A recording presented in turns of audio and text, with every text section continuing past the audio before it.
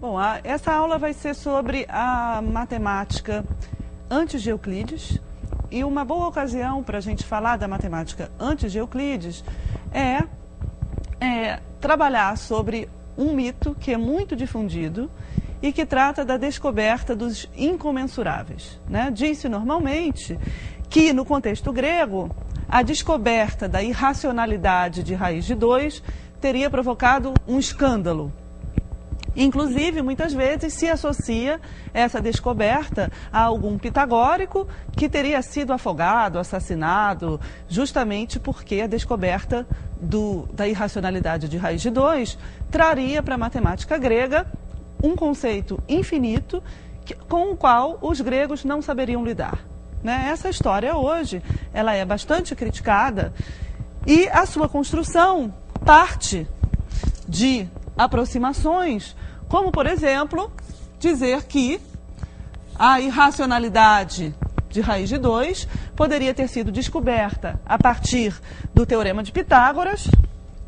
Quando eu aplico o Teorema de Pitágoras, por exemplo, a diagonal de um quadrado de lado 1, eu obtenho que o valor da diagonal seria raiz de 2, portanto, 1 irracional. Então, essa descoberta associada à utilização do Teorema de Pitágoras reproduz, né, faz com que seja reforçado esse mito de que a descoberta da irracionalidade de raiz de 2, no contexto pitagórico, teria provocado algum escândalo lógico ou uma crise nos fundamentos da matemática grega. Essa história é muito contestada hoje por pesquisas mais atuais, diversos pesquisadores têm artigos escritos sobre isso, a gente fala disso um pouco no livro. E a gente pode desconstruir esse mito a partir de diversas abordagens, né, de diversas evidências que servem para mostrar o quanto há de aproximação na elaboração dessa história. O Teorema de Pitágoras, portanto, né, porque hoje a gente questiona se o Teorema de Pitágoras geométrico seria de Pitágoras, o Teorema de Pitágoras seria um resultado sobre números figurados. Então, uma prática que parece ter sido, sim, presente na escola pitagórica é deduzir propriedades dos números figurados, umas a partir de outras, né? Propriedades como: eu tenho um número quadrado, que em nossa concepção seria o número 4, em seguida eu tenho o outro número quadrado, que em nossa concepção seria o número 9, e eu posso obter esse número quadrado desse pela soma de um número ímpar ao número quadrado anterior. Então, 9 seria igual a 4, que é o número quadrado anterior, mais um número ímpar, 5. Da mesma forma, o número quadrado 4, se nós consideramos que 1 era o primeiro quadrado, 4 já seria obtido como 1 mais o número ímpar 3. Eu posso continuar esse procedimento e o próximo número quadrado,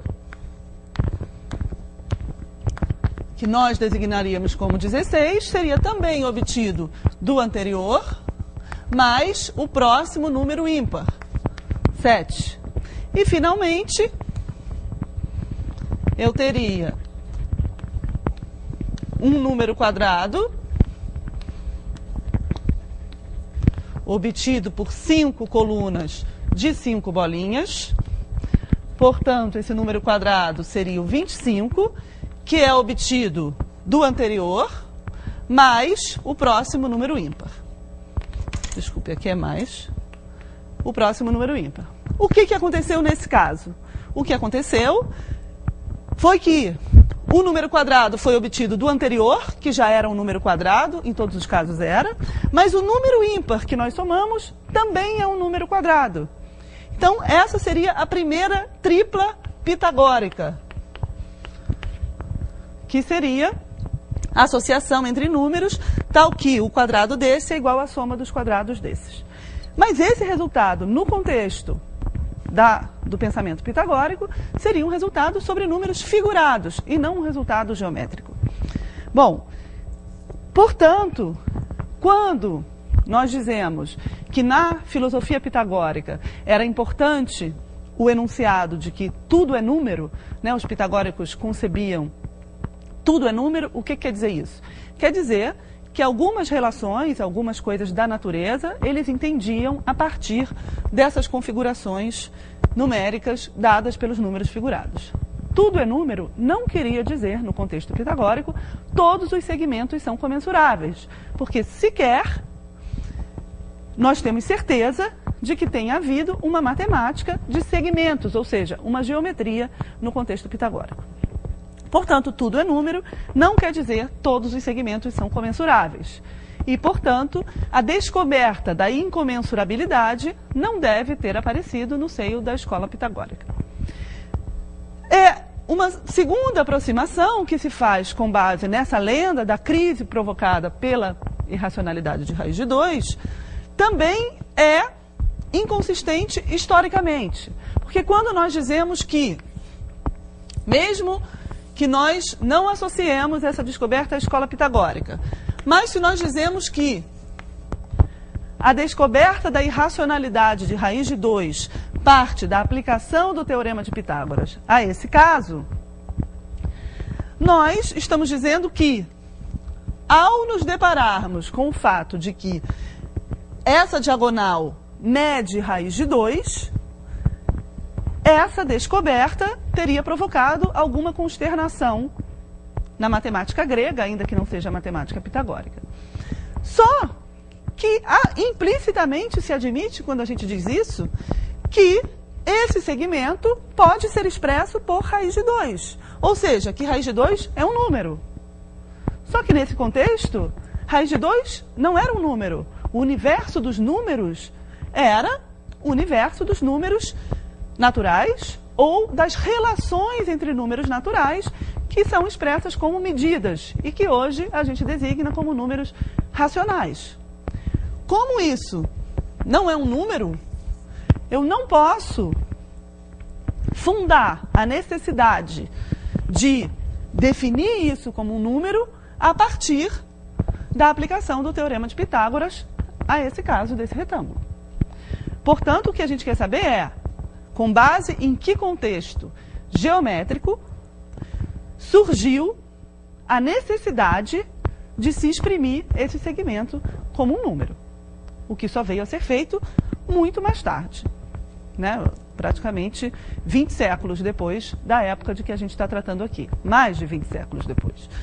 Bom, então, no contexto da matemática grega, da época que nós estamos tratando aqui, antes de Euclides, pode sim ter aparecido o problema da incomensurabilidade com base em questões de medida, né, em comparações de grandeza.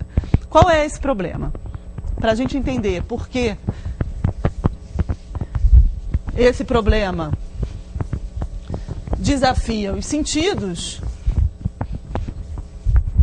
vamos lembrar o que é medir, né? Então, suponhamos que eu tenha um segmento A e um segmento B e eu quero medir A utilizando B, né? Então eu quero saber quantas vezes B cabe dentro de A. Ora, se eu coloco B dentro de A uma vez, vai sobrar um pedacinho aqui. Então o que a gente teria que fazer? Eu não consigo medir A com B, mas eu posso subdividir B um certo número de vezes, tal que uma dessas subdivisões de B caiba em A um número inteiro de vezes. Então, eu posso, por exemplo, subdividir B, digamos, em 3 partes, e cada uma dessas partes agora eu utilizo como unidade de medida e coloco dentro de A. Então, eu sei que, subdividindo B em 3 partes, cada uma dessas subdivisões cabe em A 4 vezes. Eu exprimo essa relação dizendo que A está para B, assim como 4 está para 3. Então, a medida realmente faz intervir a noção de razão, né, que mais tarde vai ser expressa como um número racional. Mas razão, nesse contexto, é somente a comparação entre grandezas, a comparação entre tamanhos de segmentos, que podem ser expressas dessa forma. Bom, e o que acontece quando eu não consigo, se eu não tivesse conseguido, nessa primeira subdivisão, encontrar uma parte de B que coubesse em A um número inteiro de vezes? Eu poderia continuar subdividindo, né? Então, suponhamos que aqui o A fosse um pouquinho maior, então essa subdivisão não caberia em A um número inteiro de vezes, mas eu poderia novamente dividir esse segmento e agora ver se o novo segmento que eu encontrei, que seria a minha unidade de medida, cabe em A um número inteiro de vezes. Nesse caso, pode ser que caiba, mas se ele fosse um pouquinho maior, eu teria que continuar subdividindo minha unidade de medida para saber se cabe um número inteiro de vezes. E a questão da comensurabilidade é, eu posso sempre fazer isso? Ou seja, dois segmentos são sempre comensuráveis, ou seja, medidos ao mesmo tempo por uma mesma unidade de medida? Intuitivamente parece que sim, porque eu posso subdividir B tanto quanto eu queira. Então, parece que eu vou encontrar um segmento muito pequenininho que vai caber em A um número inteiro de vezes, ainda que esse número seja muito grande, não importa. Então, intuitivamente, parece que todos os segmentos são comensuráveis. Mas isso não é verdade. Daí, a descoberta da incomensurabilidade ser associada a um desafio aos sentidos, porque intuitivamente parece que todos os segmentos são comensuráveis. Bom, a questão histórica é discutir como essa descoberta pode ter se dado, já que não era no contexto dos números, parece ter sido no contexto das grandezas, claro, porque a incomensurabilidade é um resultado sobre grandezas, e a partir de que resultado, se não era a partir da aplicação do Teorema de Pitágoras. Bom, não se sabe, na verdade, exatamente como a incomensurabilidade foi descoberta, ou seja, como ela foi admitida pela primeira vez, né, quando ela foi vislumbrada pela primeira vez, mas conjectura-se que o tratamento dos casos de grandezas incomensuráveis tenha se desenvolvido mais ou menos no século IV, antes da Era Comum, ou seja, um pouco depois de Pitágoras, da escola pitagórica, que aconteceu no século V, antes da Era Comum, e que os matemáticos dessa época tenham lidado com o problema da incomensurabilidade utilizando o método da antifairese, que era um método que já existia e já era empregado para números, para determinar comparações entre números, razões entre números, e que, então, a partir do momento em que se constatou a incomensurabilidade, ele também deve ter sido empregado para comparar segmentos. Então, eu vou explicar um pouquinho o que é a antifairese, primeiro para números, e depois dar um exemplo para dois segmentos. Bom,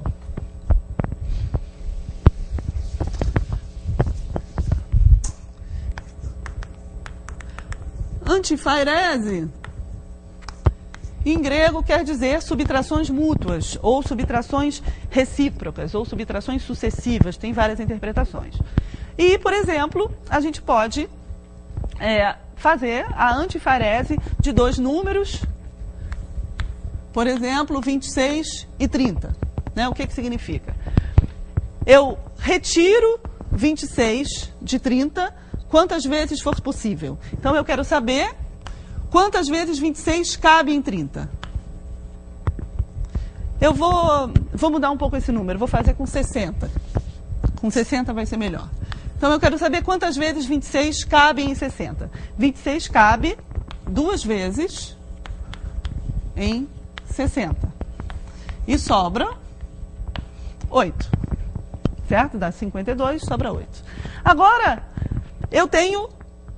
Antes a gente tinha 26 e 60, dois números. Agora, os meus dois números serão o que sobra, ou seja, o resto, e o menor dos números iniciais. Então, 8 e 26. E agora eu quero saber quantas vezes 8 cabe em 26. Então, 8 cabe 3 vezes em 26. Sobra 2. E agora eu vou fazer o mesmo procedimento para os dois números, que são o meu novo resto e o resto anterior. E 2 cabe 3 vezes em 8.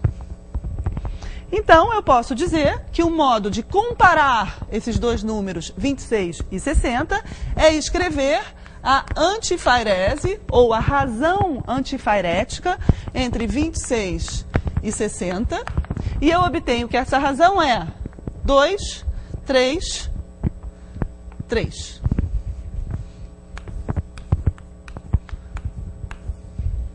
Ou seja, aplicando esse processo de subtrações mútuas consecutivamente, a gente chega a essa razão antifairética. Então, o que é a antifairese? Eu pego duas grandezas, podem ser dois números ou dois segmentos, subtraio a menor da maior, um número de vezes que couber. O resto eu subtraio da menor, o número de vezes que couber. O resto eu subtraio do novo resto e assim por diante. Então, se trata de uma maneira de comparar grandezas que parece ter sido empregado no contexto da matemática dessa época como uma teoria de razões. Uma teoria de razões um pouco diferente da teoria de razões que nós conhecemos e que aparece um pouco mais tarde nos elementos de Euclides, que são do século III, antes da Era Comum, porque é uma teoria de razões que não vem junto, não é acompanhada de uma teoria de proporções. Então, ainda não seria o caso de comparar razões, mas de se estabelecer comparações entre grandezas que seriam essas razões antifairéticas, né? Conjectura-se também, isso vai aparecer também um pouco mais tarde nos elementos de Euclides, mas parece também já ser dessa época um procedimento para detectar quando dois números são primos entre si, que dependeria justamente da razão antifairética. Então, para dar um exemplo, aqui, ao invés de trabalhar com 60, a gente pode colocar 61 e ver o que acontece, né? 26 continua cabendo duas vezes em 61, só que agora sobram 9. E 9 não cabem mais 3 vezes em 26. Cabe duas vezes só em 26 e sobra... Certo? 18, 26, sobram 8. E 8 cabe em 9 uma vez. E sobra 1. Ou seja, quando o procedimento da antifarese termina em 1 e não em 0, os números são primos entre si. Então, isso significa que eu não consigo chegar a uma razão antifairética, porque aqui eu não cheguei no 0. Eu poderia dizer que a antifarese de 26 e 61 seria 2, agora 2 e 1. Só que sobra 1. Então, esses dois números são primos entre si. Vocês devem estar pensando, ora, por que eu tenho que parar no 1? Eu poderia dizer que 1 cabe 8 vezes em 8 e sobra 0. Então, haveria uma razão, haveria uma razão, como no outro caso. Mas eles não consideravam assim, porque, vai ficar mais claro nos elementos de Euclides, porque 1 não é um número, como qualquer outro. O 1 é definido como o uno, aquilo que é indivisível, e o número é definido como uma pluralidade, ou seja, como uma multiplicidade de uns. Por isso, 1 não é um número, e quando eu termino em 1, eu considero que os números não são primos, eu considero que os números são primos entre si, justamente porque 1 não é um número como qualquer outro. Bom, então esse seria um exemplo de utilização da antifarese para números. E, ao que parece, é a tese de alguns historiadores, como o Knorr ou o Fowler, que trabalhou muito sobre esse assunto, que, mais ou menos no século IV, essa teoria dos incomensuráveis teria sido desenvolvida por matemáticos como Teeteto, que eram do Círculo de Platão, e que o procedimento da antifarese, que já era aplicado para números, já era conhecido para números, teria sido aplicado para grandezas, para comparar grandezas. E um exemplo que ficou bastante conhecido é a utilização da antifarese para comparar o lado e a diagonal de um quadrado, né, que nós vamos mostrar agora.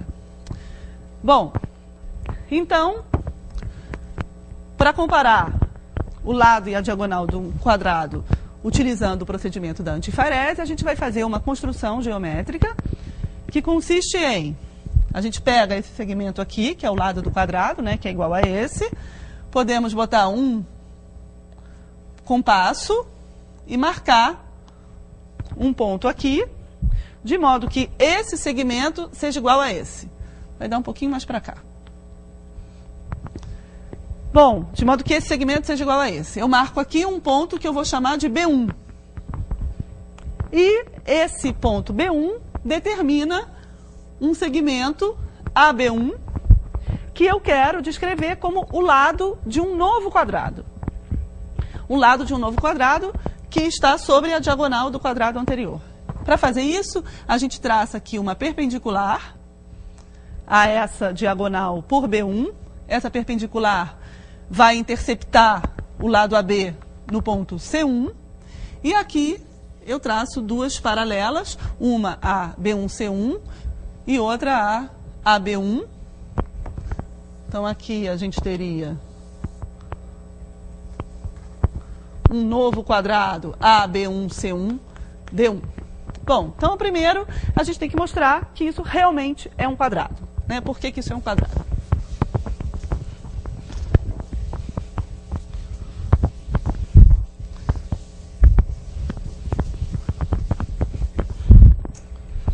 Então, primeiro, A, B1, C1, D1 é um quadrado.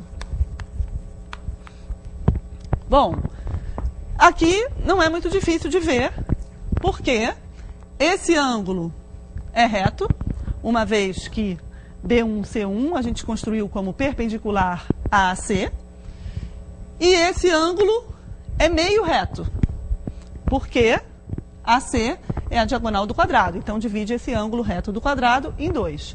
Então, A, B1, C1 é reto e B1, A, C1 é meio reto. Logo, esse ângulo aqui é igual a esse, porque a soma dos ângulos internos tem que dar dois retos. Então, A, C1, B1 é meio reto. Ora, mas se esse ângulo é igual a esse triângulo é isósceles. E o triângulo AB1, C1 é isósceles. Bom, se esse triângulo é isósceles, AB1 igual a B1C1.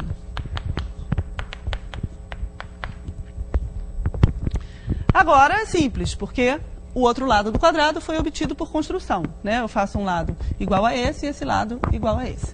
Então, eu posso concluir que AB1C1D1 é um quadrado. Bom, por que a gente quis construir esse quadrado? Porque o argumento vai ser baseado no seguinte. Eu vou supor que AB e AC... Então, aqui o meu argumento.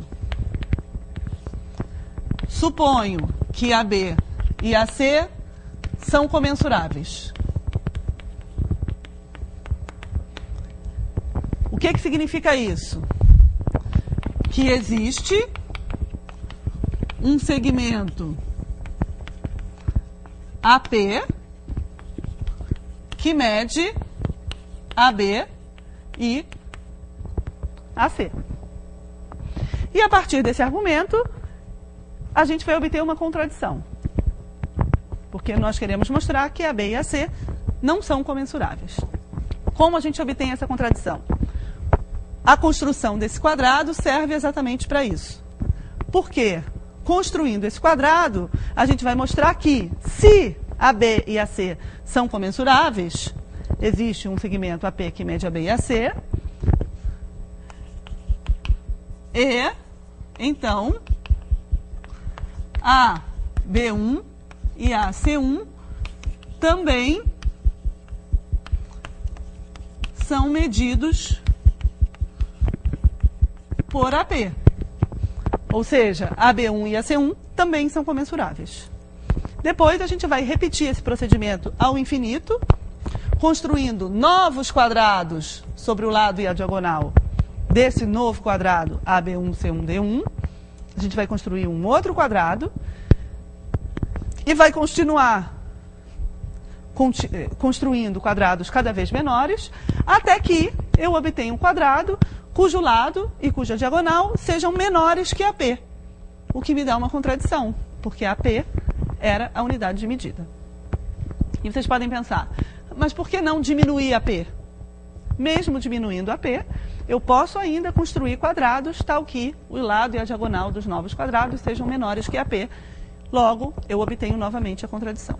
Então, o raciocínio é esse, para vocês entenderem por que nós temos agora, como segundo passo nessa demonstração, nós temos que escrever AB1 e AC1 em termos de AB e AC. Porque se eu escrevo AB1 e AC1 em termos de AB e AC, e AB e AC são medidos por AP, então AB1 e AC1 também são medidos por AP. Então, o próximo passo vai ser escrever AB1 e AC1 em termos de AB e AC. Bom, quem é AB1? AB1 é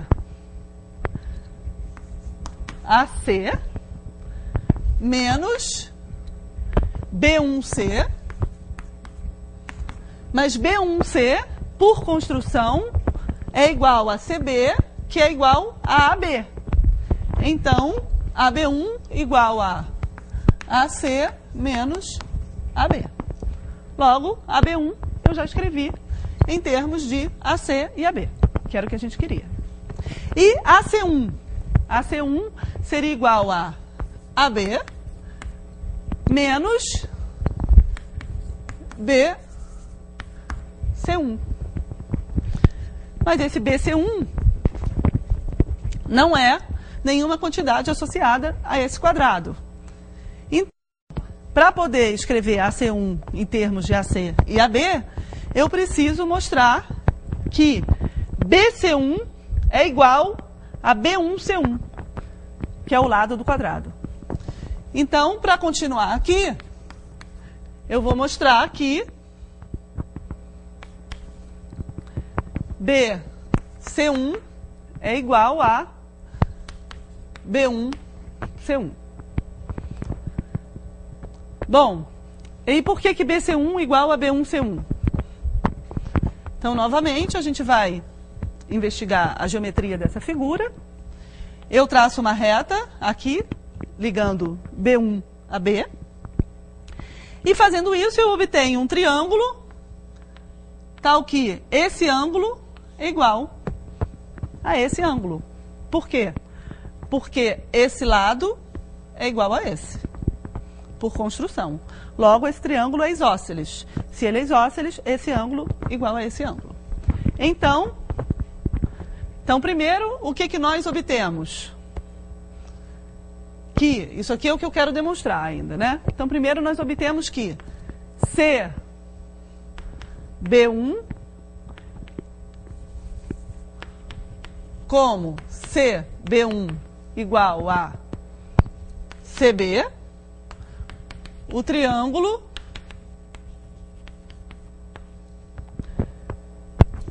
B1CB é isósceles. Logo, CB1 B igual a CB, B1. Aqueles ângulos são iguais. Mas, se esses ângulos são iguais, esses ângulos também são iguais. Por quê? Porque aqui eu tinha um ângulo reto e aqui eu tinha um ângulo reto. Então, esses ângulos o que falta a esses para completar um ângulo reto. Como esses são iguais, esses são iguais. Então, daqui eu concluo que os ângulos B1, B, C1 é igual ao ângulo B, B1, C1. Bom, se esses ângulos são iguais, o que isso significa? Significa que esse triângulo também é isósceles. Logo,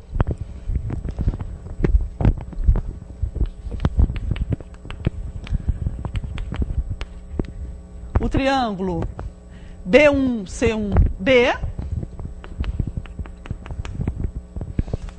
é isósceles. Se o triângulo B1, C1, B é isósceles, o que a gente tem? Que BC1 igual a B1, C1, que era o que a gente queria demonstrar. Então, isso daqui, a gente conclui que BC1 igual a B1, C1. Bom, então, continuando, para descobrir agora o que eu posso escrever no lugar de BC1, a gente já sabe que AB menos BC1 vai ser igual a AB menos B1C1, mas B1C1, a gente já tinha mostrado, como isso daqui é um quadrado, é igual a AB1, porque é o lado do quadrado. Então, isso daqui seria AB menos AB1. Mas nós acabamos de escrever aqui AB1 como AC menos AB.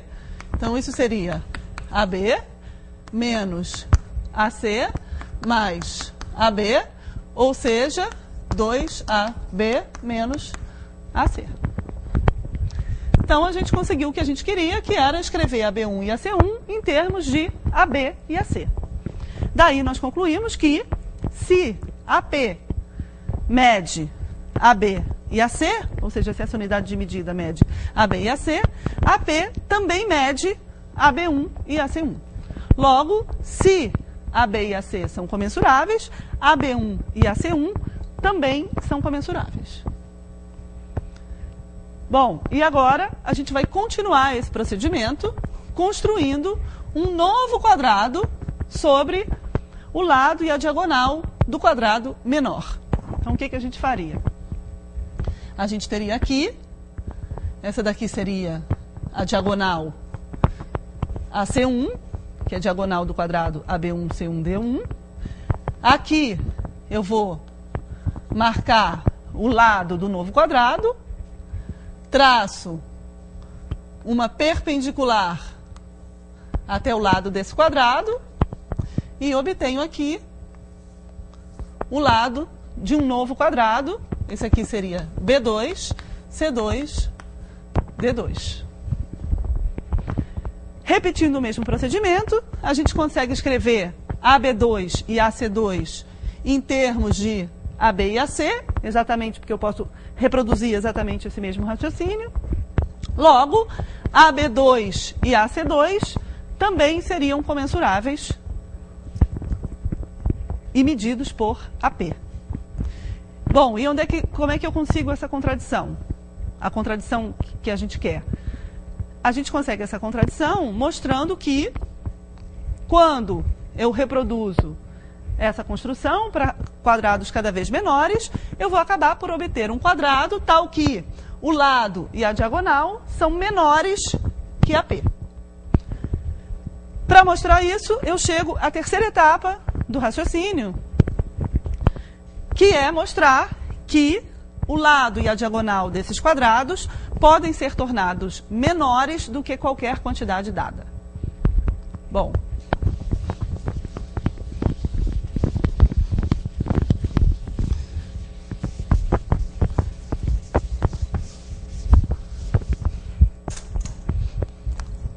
Então, 3,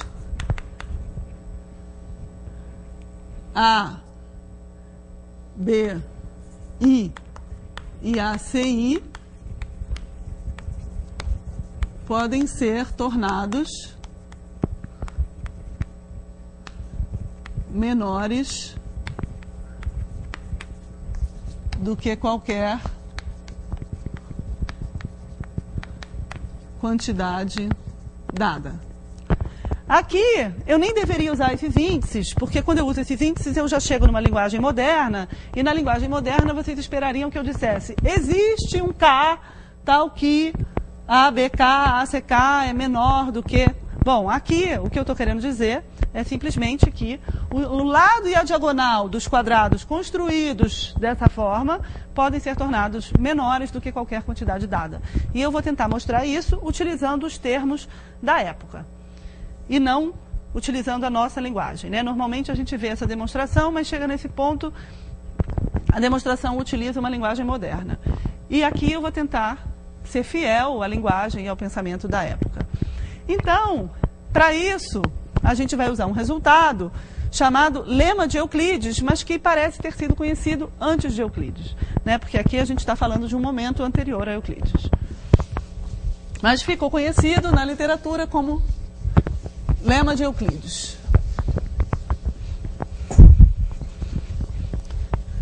Bom, e o que diz esse lema?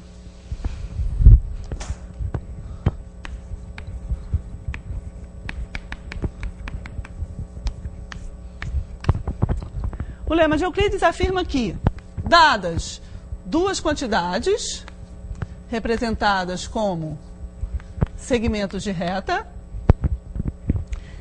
se eu retiro da quantidade maior uma porção maior do que a sua metade, eu consigo, e assim sucessivamente, eu consigo obter como resto uma quantidade menor do que qualquer quantidade dada inicialmente.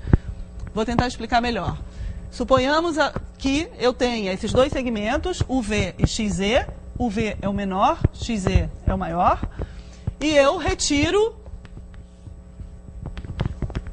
de XZ um segmento XX1, que é maior do que a metade de XZ. Então, X1 maior do que a metade de XZ. Bom, fazendo isso, a gente tem um resto, que é X1Z. Então, agora, eu tenho aqui um segmento X1Z, e eu posso, novamente, retirar de X1Z uma quantidade maior do que a sua metade. Vamos dizer, um segmento X1X2, tal que X1X2 maior do que a metade de X1Z. Fazendo isso e repetindo esse procedimento quantas vezes forem necessárias, a gente obtém um segmento XIZ menor que o V. Para qualquer UV. Ou seja, se eu retiro de uma certa quantidade, sempre quantidades maiores do que a sua metade, eu consigo obter uma quantidade menor que qualquer quantidade dada. É isso que diz o lema de Euclides. Bom, e como é que o lema de Euclides vai ser aplicado aqui? Nós queremos que AB1 e AC1 sejam menores que qualquer quantidade dada. Então, o que eu tenho que mostrar? Eu tenho que mostrar que, ao construir o novo quadrado a partir do primeiro, o lado e a diagonal do novo quadrado são menores do que a metade do lado e a diagonal do quadrado original. Então, eu quero mostrar que AB1 é menor que a metade de AB e AC1 é menor que a metade de AC. Fazendo isso, eu também, pelo mesmo procedimento, posso mostrar que a B2 é menor que a metade de AB1 e a AC2 é menor que a metade de AC1, desculpe. Então, essas quantidades podem ser tornadas menores do que qualquer quantidade dada, logo menores que AP, a unidade de medida, e a gente obtém a contradição. Então, para a gente chegar ao final da demonstração, resta mostrar essas duas desigualdades. Bom, para fazer isso, a gente vai observar primeiro que AB1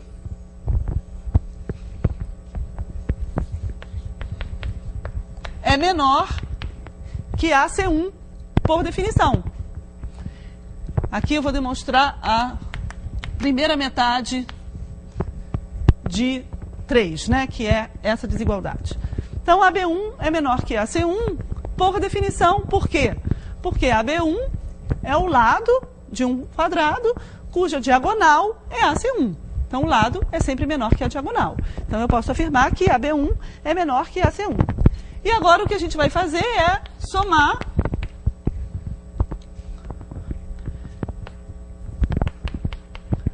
BC1 em ambos os lados. E o que a gente obtém? Bom, isso aí a gente pode fazer, né? AB1 mais BC1 é menor que AC1 mais BC1. Mas quem é AC1 mais BC1? AB.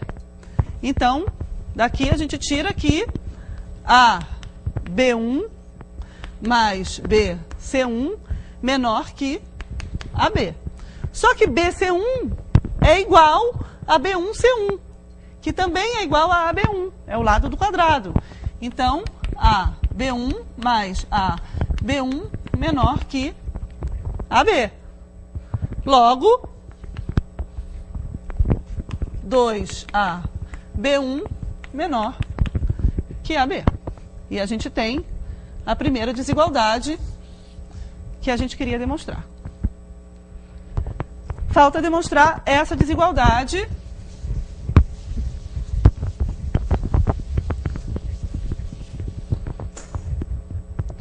que é a 3.2, que a gente vai demonstrar aqui. Bom, para demonstrar essa desigualdade, a gente vai precisar de uma construção geométrica, que a gente vai utilizar esse mesmo quadrado. Bom, agora a gente não precisa mais desses quadrados. Nós já entendemos o que fazer com eles, né? Que a gente tem que repetir essas construções. Então, eu vou fazer o seguinte. Por esse ponto C1, tal como ele estava marcado aí,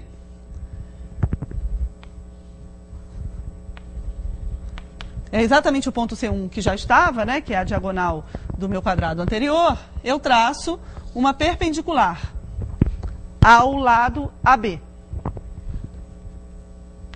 Então, eu traço por C1 uma perpendicular a AB. Depois, eu abro o meu compasso em um ponto M, que é a metade de AC, e traço uma circunferência. Tá? Então, eu traço perpendicular a AB por C1 e circunferência de centro A e raio AM, onde AM eu estou definindo como AC sobre 2. M é o ponto médio do segmento AC. Bom, fazendo isso, essa circunferência intercepta a reta em um ponto que eu vou chamar de N, e eu posso construir aqui um triângulo ANC1. E eu sei que AN é igual a AM. Então, o que a gente tem?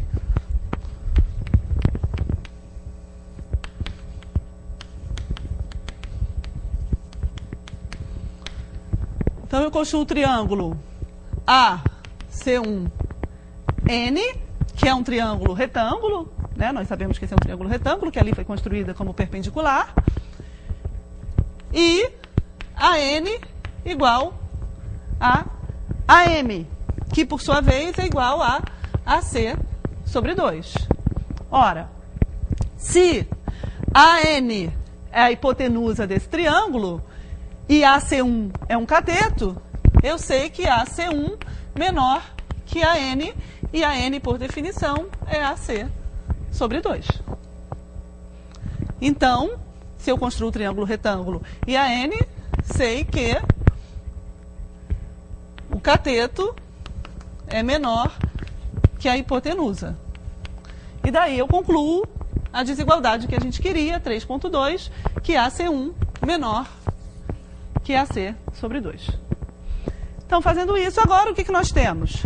Nós temos a conclusão que, dado um quadrado, eu posso construir um outro quadrado sobre o lado e a diagonal do quadrado inicial. E se o lado e a diagonal do quadrado inicial são comensuráveis, o lado e a diagonal desse novo quadrado também são comensuráveis. E posso repetir esse procedimento indefinidamente até obter um quadrado tal que o lado e a diagonal desse quadrado são comensuráveis e menores que a unidade de medida suposta inicialmente. O que é uma contradição, porque eu não posso medir um segmento por uma unidade de medida e depois mostrar que o segmento é menor que a unidade de medida. Esse procedimento, na verdade, ele pode ser expresso como uma antifairese. O que a gente mostrou aqui? Que